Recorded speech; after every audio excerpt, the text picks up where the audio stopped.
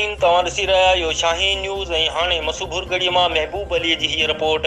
Karachi committee जे नाले में संत टोड़नि जी साज़िश ख़िलाफ़ क़ौमी अवामी तहरीक जो मरकज़ी सॾ ते मसूबुर गढ़ी में कारकुन अल्लाह वारे चौक खां रैली कढी प्रेस क्लब अॻियां मुज़ाहिरो कयो। इन मौक़े ते अॻुवाणनि ख़िताब कंदे चयो त पीपल्स पार्टी आसिफ ज़रदारी ऐं फ़रियाल टालपुर जे करप्शन केसनि में रिआयत वठण लाइ सिंध जी सौदेबाज़ी कई आहे। PPMQM PTI गठजोड़ करे कराची कमेटी जे नाले में सिंध ते हमिलो कयो आहे। सिंध खे टोड़ण जी साज़िश दरअसल पाकिस्तान खे टोड़ण ऐं डिस्टेबलाइज़ करण जो आलमी साम्राजी मनसूबो आहे। अॻुवाणनि चयो त जेसिताईं धरतीअ ते हिकु बि सिंधी ज़िंदा आहे इहो सिंध जे बका लाइ जंग वढ़ंदो। अॻुवाणनि चयो त पीपल्स पार्टी इक़्तिदार ऐं करप्शन जे केसनि मां पाण खे बचाइण लाइ हमेशह सिंध जी पुठीअ में खंजर हया आहिनि ऐं बेगुनाह मासूमनि जे खून जो सौदो कयो आहे। MQM जे हज़ारे दहशतगर्दनि मथां खूननि जा केस ख़तमु कया, बिटो निज़ाम ॾेई सिंध खे टोड़ण जे मुनसूबोबंदी कई ऐं हाणे नाअहल करप्ट हुकुमरान कराची कमेटी ठाही आहे। अॻुवाणनि चयो त वफ़ाक़ सिंध ते